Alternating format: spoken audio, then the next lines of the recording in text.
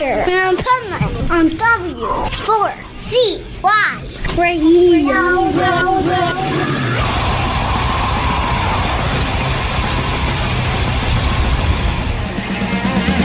On a short trip we made a landing and we were strangers in town. How they stared as we made our exit. We'll wind the road round. Dr. Livingston, where are you? When we need you the most. We're white as ivory here on the Ivory Coast.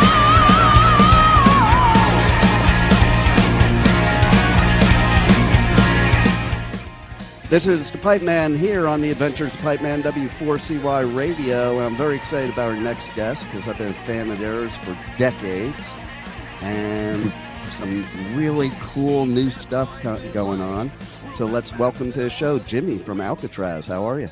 I'm good. How are you? Good to be here. I'm doing great. My first question is, how do you guys always get such amazing musicians throughout the decades? It happens organically. We don't audition people. It just kind of people we know, people that know people kind of thing. And word of mouth, somebody will say, oh, I heard Alcatrazz is looking for somebody, whatever. But typically they're friends of friends, or like Joe Stump, for instance. We started working with him years ago. Joe, I knew about Joe. I didn't know Joe, but I knew about Joe, and I didn't know what he was doing. And then went on and searched and looked and found out, his information, emailed him, and we talked immediately. I was in California at the time. He was in New York. We talked, and in 5 minutes, you could tell he was a great guy. And he said, yeah, I'll come out. We'll play. So I think he came out the next week, and he walked in the room, and we just counted the songs off and played. Wow. There was no talk. There was no rehearsal. Oh, well, let's work on this one. Oh, this is the way we do this. He just played. So that was a real organic thing. That just, worked out great. Drummers, we did audition Mark Bankachea for the Grand Bonnet Band, actually. And we auditioned him, and then we just kept working with him. I loved Mark, loved his drumming. He just couldn't tour anymore. So, yeah, it's tough when we start getting on in years, right? Yeah, I think that, and Mark was faced with he had an amazing job. He lives in LA. He had an amazing job, and he was getting time off work, no problem. And then they clamped down and just said, you can't do that anymore. He had to make a decision, and he just, didn't make sense. So Giles was the manager of the Grand Bonnet Band. And I knew Giles and I were friends from way back. And then we would do sound checks in the Grand Bonnet Band when we'd be touring, and Graham wasn't there most of the time for sound check. So Giles would sing it. Wow. He would come up and sing so we could get our monitors together and stuff. And he was killing the stuff. I mean, just, singing the shit out of it. So when the time came, we got Doogie, and Doogie was great, but Doogie had to move on. He was doing his own thing. And so Giles was the obvious choice, really. There was no auditions or looking around. It was like, he was the obvious choice. So that's how that happened. I love stories like that, though, because it's like that's how you really get discover gold. Sometimes it's just a mistake or something happens or fill in. Like I know a bunch of techs, like guitar and drum techs, that end up in the band because they know all the songs, like so they can take over in a heartbeat. Well, it's like Elwood from ZZ Top. Elwood was Steve Vai's guitar tech for a while, and he would come out to rehearsal and we worked together, and I knew Elwood from years ago. And then I hear, oh, he's got a gig with ZZ Top. He's a guitar tech for ZZ Top and a bass tech. And I thought, oh, that's cool. And then he ended up playing bass. So amazing. He just fits right in with those guys. So yeah. There you go. Yeah. And it's kind of like, you know, Ozzy just passed away recently, but same type of thing. It's like all of a sudden, like Randy, I think he was just tuning his guitar and Ozzy was like, you're hired, you know, type of thing. Yeah. You know? Yeah. So that's kind of how it happens, I think, organically, that makes bands like yours, artists like Ozzy, that just stand the test of time. Yeah, I mean, Alcatrazz, for the second album, we did audition a couple of people for guitar after Yngwie left. Yeah. Auditioned Steve Vai. Sounds funny saying we auditioned. It was. I know, right? I talked a few times, and he said, yeah, he didn't want to play the Yngwie stuff. He said, I'll play it, but he says, I don't play like that. I can't play that stuff, which is crazy. He can, but we did audition him, and I knew in 30 seconds the guy was just so aggressive and was tearing the strings off the guitar. Yeah. And we auditioned Chris and Pelletieri, and Chris was amazing, just crazy amazing. He played the Yngwie stuff pretty much note for note. We were just looking to get away from that at the time. We didn't want to follow up with somebody that played like that. So, and Steve didn't. Steve could play what was needed for the older No Parole stuff, but he was Steve Vai. And like I said, I just loved him because he was so aggressive with the guitar and so inventive, and he just kind of went nuts on stage, which I loved. I thought it was great. That's important. I think, you know, it's one thing to be a great musician. It's another thing to be a great musician on stage. Huge difference. I call them bedroom guitar players. People go, man, you should see this guy. He can play the Yngwie stuff note for note, or the Steve Vai stuff, whatever. And you look at the video, he's in his bedroom. Right. Perfect conditions, you know, and he's playing to a track, and he's playing great. But like I called we were looking for a guitar player at one point, and I called my friend Stig Matheson, who's an incredible guitar player. He was teaching. He was head of the guitar department at MI in LA, Musicians Institute. So I called up Stig. I said, Stig, we need a guitar player. And Stig said, well, I've got a bunch of guys here that can play all that stuff note for note, and none of them would have a clue how to tour, or they wouldn't be good band members. He goes, yeah, they've just sat at home learning this stuff note for note. But any other songs, at the time we were playing Michael Schenker stuff, Chris and Pelletieri songs, you know, in the Grand Bonnet Band. And so the guy had to be an all-around musician. He couldn't just be an Yngwie clone, you know. So right. So Steve says, you know, I've got guys. I'll give you a name, but it won't do you any good because none of them would be able to get on a bus or a van and know what to do. They'd get on stage and they'd be just a fish out of water. So I didn't find anybody that way.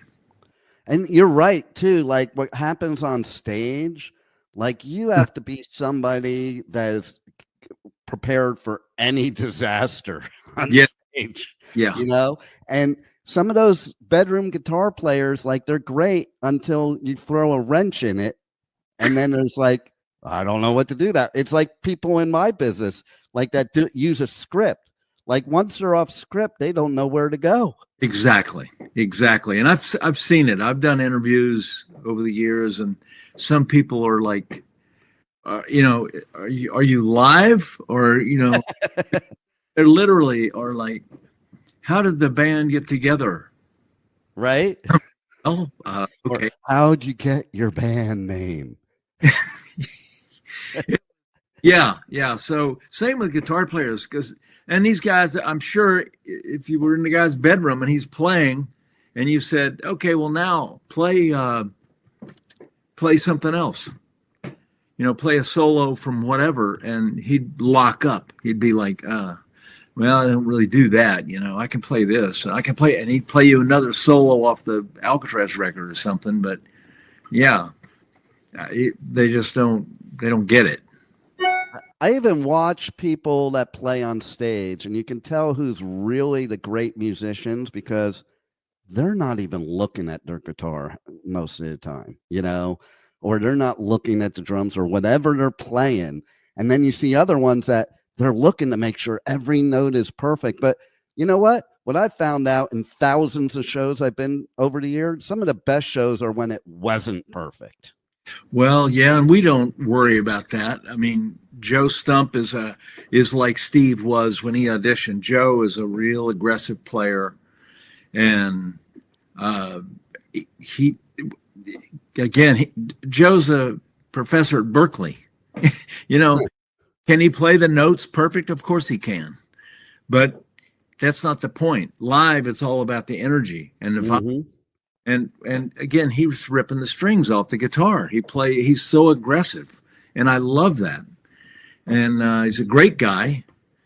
But yeah, on stage, he's not thinking about anything. He's just, he's just kind of like in the zone. Yes. And the same with me. I don't think about what I'm doing. I know what I'm doing, and I just kind of play, and I just have fun, basically. Exactly. And listen, if you're not having fun in this industry, it's the wrong industry. I'll tell you right now. Yeah, you don't get rich. That's for sure. No, especially nowadays. Like these poor artists are starting now opposed to back in the 70s, 80s. Oh my God. Like, it must be so difficult. There is no such thing as the quote unquote rock star anymore. No, it's pretty, it's changed drastically. I mean, there's Metallica. And my God, look how many records those guys had to make and how many tours they did before they got to be Metallica. Same with Iron Maiden. But like I said, there's Iron Maiden and Metallica, and then there's all the rest of us. I was at Metallica's first show ever. You're kidding. No, and Slayer's first show ever. God. Wow. Yeah, it was wild. I mean, like, my dad moved me to LA. I was from Jersey, and my dad moved me to LA in 1980. Can you imagine of that being the time to move to LA? Well, I moved there shortly after that. Right. So, and listen, I think bands like you and some new upcoming bands are bringing back musicianship. Like, I think we lost that for a while. Oh, definitely. You didn't have those shredder guitar players. You just had people going through the motions. I find some of the metal nowadays is like a formula, like an algebraic equation. And, metal and rock was never that. No. There's a lot of bands that play like that. That's their goal, is to be technically, better than the next band, technically. Right. I have never cared about that. And I admire the keyboard players that can play like that. I'm very impressive, but that's never been me. And I'm more worried about or concerned about writing songs and making the band run. Yeah. Well, you've pretty much done every job in the band since the beginning, right? Which is rare. Well, yeah. I mean, I got in this thing writing songs where I would program drums just for the writing, but I'd work hard on the drum program because I would really stress out over the feel. I didn't care about the sound or anything because it was just a computer, but I would stress out over the parts. Is that kick drum pattern right? Or, should there be fills here or whatever? Didn't matter what kind of fills, just should it be broken up here or whatever. And I found the drummers playing about 90% of what I programmed. And I even said to the last drummer we had, I said, you don't need to play that. You just play what you feel. Right. And he was stuck to that. Yeah. He played the script I programmed, and I didn't know whether to be flattered or bummed out. I wanted him to be him and just wail, have fun. And that's cool about musicians that play in a bunch of different bands, because I always have respect when you're playing a bunch of different bands, because to be able to know all those songs, or, you're talking about drummers like Dave Lombardo, like he plays in what, 6 different bands. Like, and I'm like, how the hell does he do that? And I always knew he was good, but to me, that's amazing, because that means you're not on a script. You are playing by feel. Yeah. I mean, I tour with Warlord, and that's a difficult gig musically. It sounds simple, but the arrangements are really way different. Bill, who wrote all that stuff, you're real quirky. And so you have to memorize it. You can't, it's not like learning Foreigner songs that you know where the chorus is. The chorus is, you can feel it. And you'd heard them 10,000 times. So I could play in Foreigner kind of thing. That wouldn't be a difficult gig. But the Warlord thing was tough, but it was such great exercise, so different from Alcatrazz. Right. And I just did the A to Z record, and that same thing. That was a whole different thing from Warlord or Alcatrazz. But I had to stretch to do that. And I love that, I love to. So let's talk about the reworking of the 80s songs in the upcoming new album. Tell us why people should listen to the songs now compared to back then. Well, mainly we have a new singer. Giles is a new singer, and really brings it on these songs. I mean, he nails them. He sings them like they're supposed to be sung. He was a fan of Graham's. He loved Graham and loved his vocal. So Giles is true to the melodies and the feel of the song. And we played them on this record. We did them exactly like they were meant to be done, People should listen to it, though, because it's a really current version of Alcatrazz. It's the latest. I mean, it's really up to date. Giles is nailing the stuff, and we do more stuff off No Parole than we've ever done. So I really feel good about what the recordings on this record. I think we did a good job, and Giles certainly did a great job representing it, because we were honest with each other, and we'd start to do a song, and a lot of those songs Giles had sung at sound checks before. Right. Then he joined the band, and we had no recordings. We just toured. So we did 100 shows with Giles before we ever recorded this record. Nice. So he had sung Jet the Jet 100 times or 200 times, between sound checks and having sung it in the Graham Bonnet Band at sound checks and stuff. So Jet the Jet for him was a no-brainer. Hiroshima, no-brainer. All those songs for him are easy. So he has fun with them, and he hits the notes every night. Very consistent. So I think what people will find is, especially if they come see us live, it's a real consistent band. I mean, I like to say we sound good every night. It's real consistent. The energy's there every night. That's key to me. And to me, it's key that if you are a live band that can capture the audience, that goes well beyond the studio album, Yeah, and I kind of base everything. I work backwards. I base everything off live. And then when I'm making records, I think, what would this be like live? Oh, would these parts enhance the song so it would be good live? And some songs we do, I know we'll probably never play them live, but I still think like, okay, would this work live? Yeah. And we can only play 16, 17 songs, whatever. So, going in, you can't, when you got 5, 6, 7 albums worth of stuff, you can't possibly, play them all. And we try to do the bulk of the set is off No Parole. So, and that's what people want. And we love playing it. But I always think of live. I just think, like I said, when I'm writing, when I'm playing parts, I just think, well, would this work live? How's this going to be live? You know, That's a great way to go about it, I think, you know, I think. because I think it makes it easier to have it sound good either way.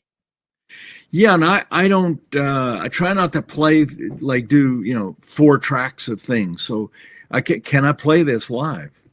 I got 2 hands. So, and in the band New England that we had, you know, I got the first album, I got carried away. I was having fun. I was doing mellotron parts and piano parts and organ parts and whatever. And then we started rehearsing and I'm like, whoa. Do I do that? It was hard trying to get that to sound like the record because too damn many overdubs. So, you know, for the last several records, I've tried to keep it simpler, much simpler, so that I can play it live, just like the record.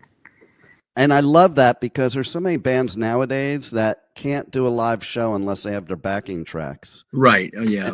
And I want musicians up there, not backing tracks. No, I've never done the backing tracks. We did them with Graham for vocals, but musically, I've never done that. No.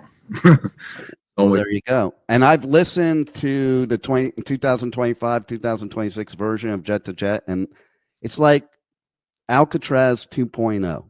Like it gives me the feeling from back in the 80s that I'm nostalgic about, but it also gives me the energy of today.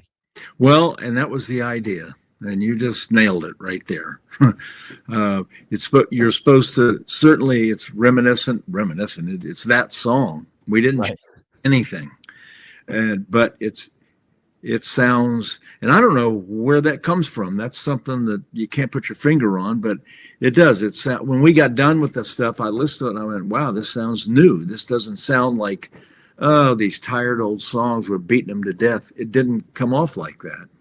So, and playing it again was fun. I got into it. I mean, I was having a blast playing that stuff. Yeah, I love hearing that because I think to myself, man, some of the songs that bands have to play for like 30, 40 years, I would be like, oh my God, I don't want to play this song again. Yeah.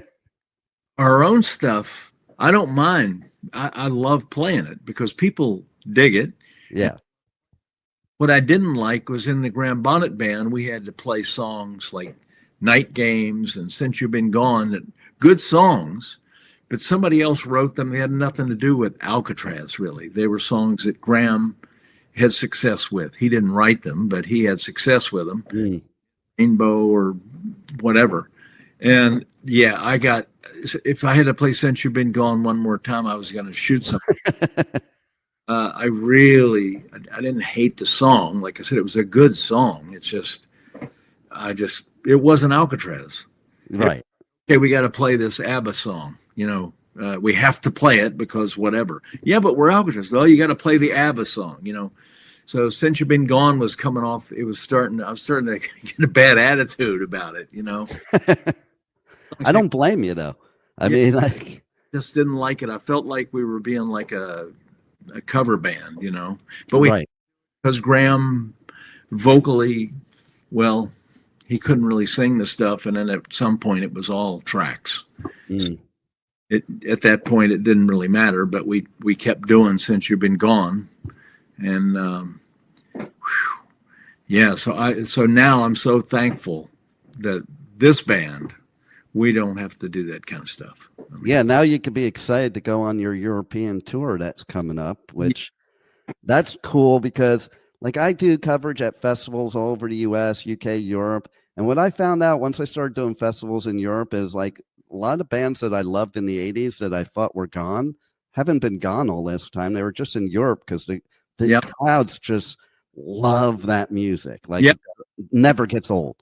Yeah, we toured over there for years, and we played like a little club in Germany. And the first time we played this one particular club, and I don't remember what town it was in, but I just thought, wow, this is going to be rough. Really small stage, and you know, I thought it was awful small, and I just thought, gosh, what's this? One of the best gigs we ever played. People they're just so into the music. and they were right up in our face. So it was great. So Germany's always like that. Well, Europe in general. I mean, Holland, Belgium, they're all. And they all love it, and they don't complain. Yeah. Like, oh my God, over here I do festivals and people are complaining about the dumbest stuff, and I don't see any complaints when I do festivals over there because people just love the music, love the vibe, love the live show, and they're not concerned about all the stupid crap that people complain about. I just noticed Warlord just played a festival in Italy. Oh, we opened for Judas Priest. Nice. And and I went out to watch Judas Priest, and what I noticed is the crowd totally into it. There's no fashion in the United States. When you're at a festival or a big gig and you watch, the girls are all really worried about how they look and their clothes and posing. You know, you don't even really into the band or not. They're just there for the scene. Yeah. And guys as well, and everybody's, it's a poser kind of thing. And over there, not at all. These people were just there to rock. And there was a lot of attractive people there, women, men, whatever. But they weren't, you could tell, they were not there posing for each other. You know, they were there for the music. Totally. I just got back from Bloodstock in the UK, and it's like, what amazes me is there were sets at 10:30 in the morning, and people were there in huge crowds, not a few people, huge crowds, and not even for big bands. It didn't matter. Yeah. And like, as you know, those festivals over there, they go on a lot later too. So guaranteed these people didn't get any sleep. Right. But they're out there supporting, and oh I yeah, think that's way cool. Oh, it's great. And the first time I played over there and did some festivals, I walk on stage and I was shocked. I was like, we weren't the headliner in some of these festivals, and there'd be like 3, 4, 10,000 people. And I'm thinking, oh, well, we don't have a hit or anything, and we're not Metallica or whatever. And the people were just all over it. They loved it. And I was, wow, they just like the music. They appreciated the music. If you're good, you're good. And they like that. So, yeah, I love playing over there. I mean, England, all over Europe, England, whatever. It's great. It's amazing. And like I said, we did about 60 shows here in the States.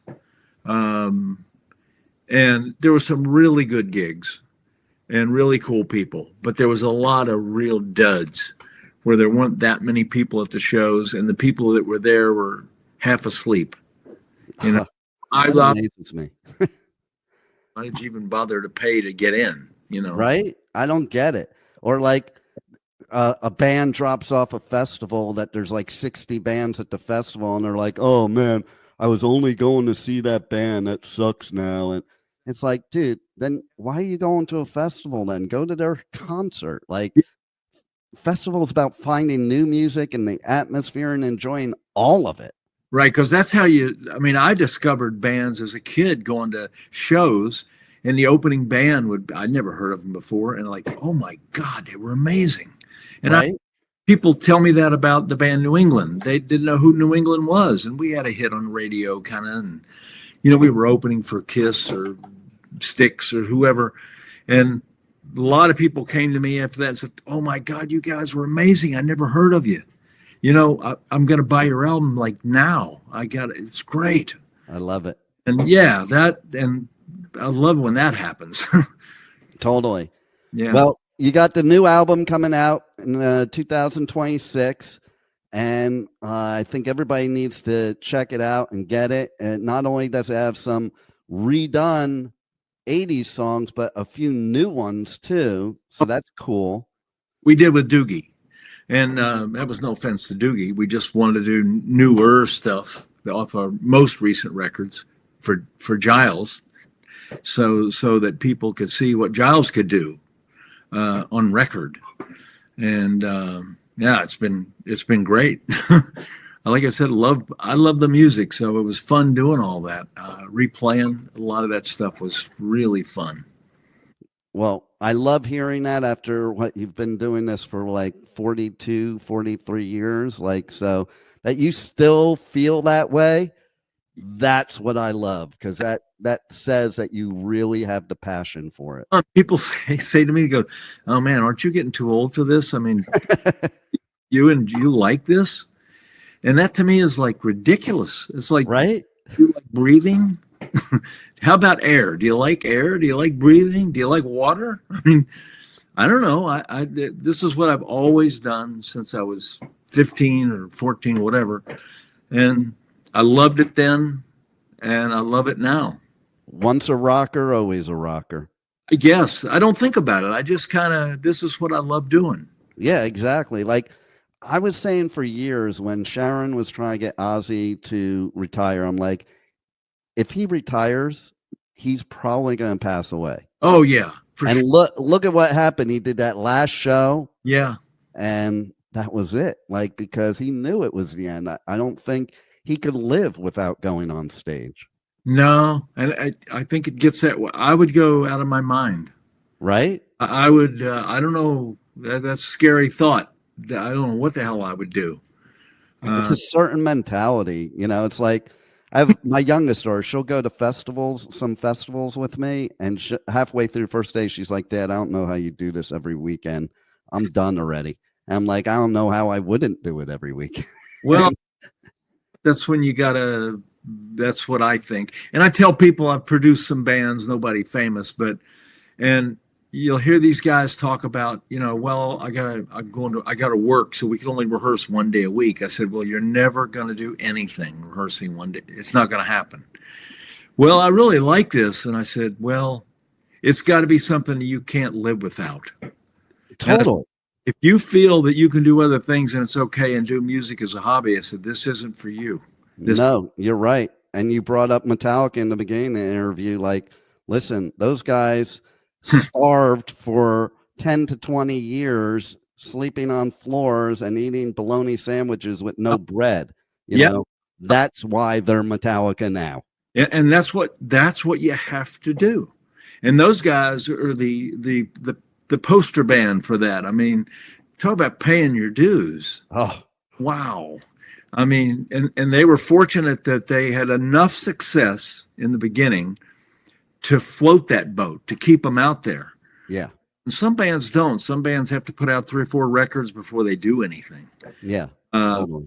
Metallica didn't have to do that because it was great stuff to begin with. And the band had a vibe. I love Metallica and I love the early records. So you got to you can't think about this. You just either you want to do it or you don't. If you don't feel it, and that's how I tell younger musicians, I said, guys, you have to, they go, well, I want to make a lot of money. I said, forget the money. Yeah. Money. You get in this because you can't live without it. And and you're really in and you're doing your thing. Then you think about, okay, be smart. And how can I make a living at this? But don't get in it. You can't get in it for money. That's insane. I mean, no, totally. And I think the only way to make money in it is if you have that serious passion that there's nothing else you're going to do. That's it. Because that's what the fans want. They don't want some businessman that's counting the tickets at the door from the stage. I mean, totally. And and we toured with Kiss, and I know those guys pretty well. And people used to think Gene Simmons was more of a businessman than a musician. And I'm telling you, Gene is a great bass player, and more than he would probably admit.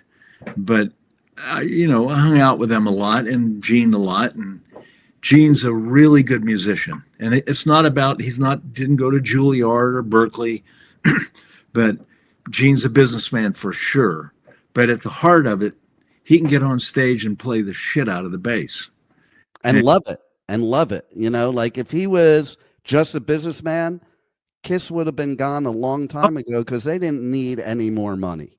No. And Paul, the same thing. Paul wasn't trying to be a rock star guitar player. Paul was just trying to be the lead singer, songwriter, rhythm guitar player in the band. But again, he kills it on stage. I stood on stage and watched those guys night after night, and They were so consistent and so good at what they do. So, again, committed. People used to accuse Kiss of, oh, they're just business. They just put on the makeup and they're faking it. They're not. Yeah, they makeup. That's their thing. So what? But they ain't faking it. Not at all. It was real. Well, you guys aren't faking it either. Everybody needs to check out the new album when it drops. At least go check out Jet to Jet now because it's badass. And for any of my listeners over there in Europe, check out the tour dates and catch Alcatrazz live because that's an experience you don't want to miss. No, that'd be great. Well, thank you for giving us great music for all these decades, and thanks for being on the Adventures of Pipe Man. Well, thank you, and I'm happy to be here, and thanks for listening. Thank you for listening to the Adventures of Pipe Man on W4CY Radio.